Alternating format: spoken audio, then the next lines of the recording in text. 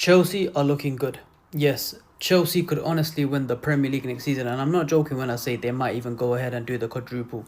Chelsea, Estevao Willian, we were hearing the next Neymar, and he scored in his first game in a Chelsea jersey, kissing the badge as well. A brilliant moment for him, Estevao Willian. I'm actually happy for him as a Manchester United fan. Joao Pedro as well, him scoring, coming off the bench, I believe it was. But regardless, Joao Pedro scored a beautiful goal today for Chelsea. Estevao Willian, his era starts now, and I'm happy for him. I'm not going to lie. I'm going to say it again. Estevao Willian, he's got a big future ahead of him. And on top of that, Joao Pedro as well, his time and season starts now. Joao Pedro and Estevao Willian absolutely balling out for Chelsea. Things you love to see. Estevao Willian, this moment right here, Chelsea are going to cherish forever, and I don't even blame them with it. Don't forget, I even forgot myself, Xavi Simons added onto the squad alongside Alejandro Garnacho, on top of what they already have in Jamie Gittins as well.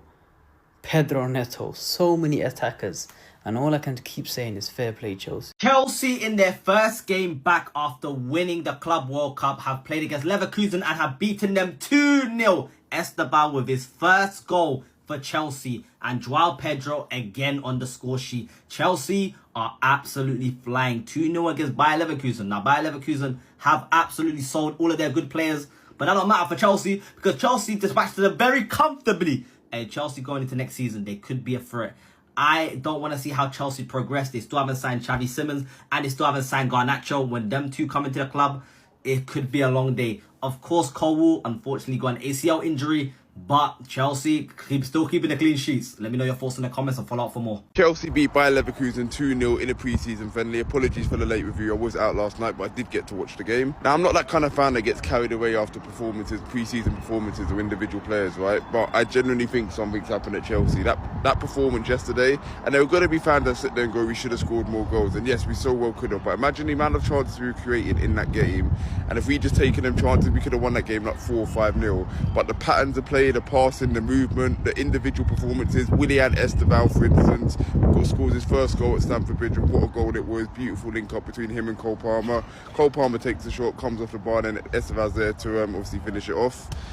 And then, yeah, overall, he was just on the wing causing havoc to Grimaldo. So, yeah, I was really impressed with him yesterday. And then Joao Pedro scoring yet again for Chelsea. I'm genuinely so excited about how he's going to do in the Premier League, man. Someone like me who doubted him so much, he actually looks like he could be our best signing this window. And other performances, we got to see Josh Achimpong come in, filling in for Lever Cohen. What a performance he put on. I think overall we defended Leverkusen brilliantly, and I think hopefully we can take this on to Milan, put in another good performance, and give the Premier League something to be worried about. Estevao Willian. Oh boy. No. Just the smile on my face. When look, from the moment the game kicked off, and I was paying attention. I was like, Estevao. Even the guy that was next to me with his kid, shout out. He was like, Estevao's starting. I was like, yeah, Estevao's starting. I'm going to keep my eyes on him. He's like, yeah. Just watching Estevao. He looks like he's played 100 games for us. Estevao looks like he's been in the Premier League for a season or two. He looks comfortable. He looks so comfortable. He doesn't look like he's just debuting. It baffled me. Because there's things that I'm sure you don't see on TV. But even where he's positioning himself, even how he's tracking back, even the way that he's getting himself involved, even the things he's paying attention to, the spaces that he's paying attention to, how he's trying to get off his markers, all of these things, I'm like, brother, you know exactly what you're doing. Like, you are fully locked in. He didn't make a mistake. Not a single mistake from Estevao Willian. And not only that, but we get the goal. I mean, when he scored, I had to double take myself. I was like, I saw the ball hit the net. I was like, yeah. I was like, hang on, is that 41? Because I was Matthew Harding upper in the corner. And I was like, he scored on the other end. I'm like, is that 41? Estevao scored! Honestly, I was so happy for him and so gassed for him. But you could see, by the way, I do want to say this. The Palmer-Estevao link-up is going to be flipping deadly. I can tell already.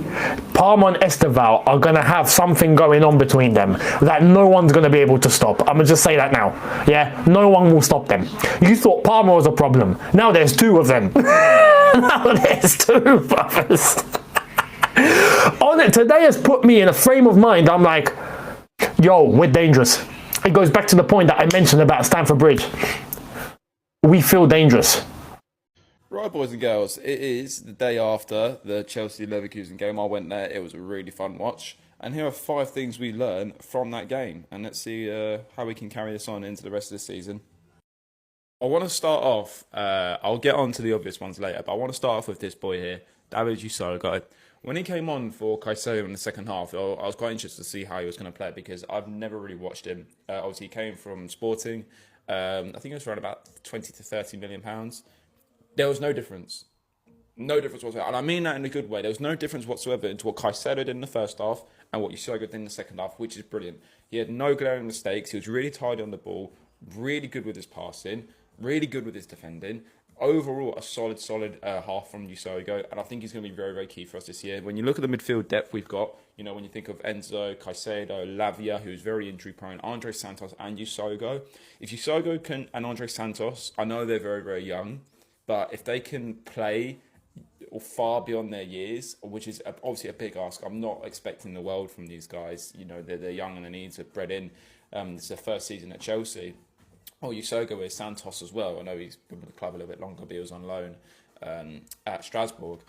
If these guys can really, really bed in and be very good squad and rotational players for us, and potentially ones for us in the future, we're gonna be fine in midfield. We're gonna be absolutely fine. The midfield is gonna be built. So yeah, really impressed with Usoga overall. The next player I want to touch on is this boy, Josh Achampong. I made a video about Levi Cole's ACL injury and I completely forgot. And whilst I was listing off the centre-back options we have, apart from Levi Cole, I completely forgot about Josh Achampong.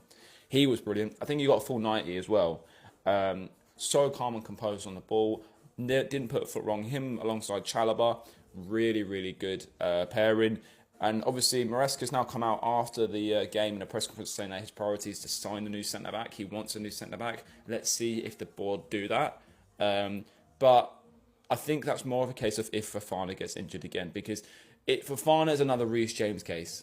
It's going to be another Reece James. When you think of Reece James last season, he was in and out of the team, not because he was unfit, because quite literally Maresca was managing him, and he was quite. It was I can't remember what the term is for the NBA. The NBA use it for resting players, but it's going to be another season for like that for Fofana, which could see Achampong getting more minutes.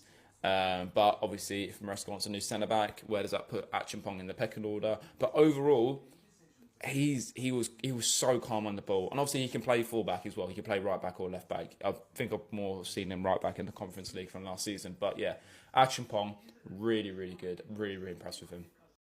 I spoke about Gittins in the last video I made about on the way home on the train, but I think he took me by surprise completely. I was not expecting that big of a cameo from Gittins, especially because he only got half hour. I was expecting like a 45, 60 minutes from him, but Maresca only gave him half hour. But half hour, he did so much. Like, he was definitely a most threatening player. Immediately, as soon as he first touched the ball, heavy touch past the defender, blitzed him for pace. He's fucking rapid, boys. He is so quick.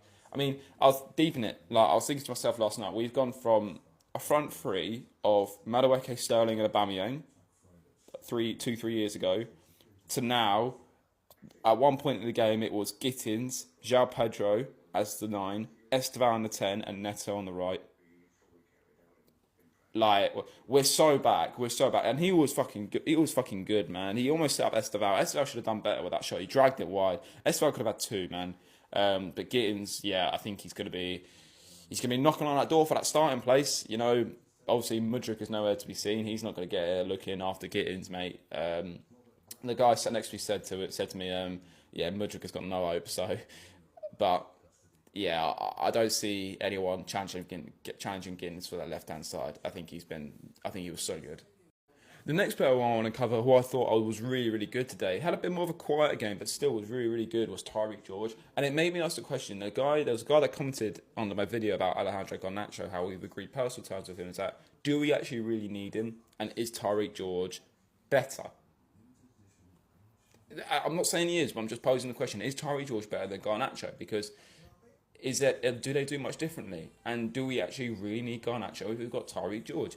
I think Garnacho doesn't start for us over Gittins. I don't think he doesn't start for us. So what's the point of spending 40 million on Garnacho when we've already got Tyreek George, who can probably do just as good a job, if not better? Tyreek George I was really impressed with. I was just overall really impressed with him. He was really direct. Very rarely lost the ball. Created chances. Probably could have got a few goals and assists as well. But overall, yeah. I'm just posing the question: do we really need Garnacho now? If we've got Tyreek George who's taken that extra step.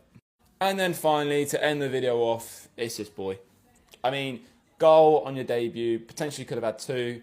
I mean, Yoga Benitez back at the bridge. You had a front. I mean, like I said, you had Joao Pedro, you had Estevao, you had Andre Santos, all on the field together, all linking up. Cole Palmer, the link up with Cole Palmer and Estevao in the first half was brilliant. If you watched the game or you went to the game, you know that just the switches of play were just unbelievable. The quick 1-2s, the little flicks, the chemistry these boys have already, and they've only had like 2-3 training sessions together, is unbelievable.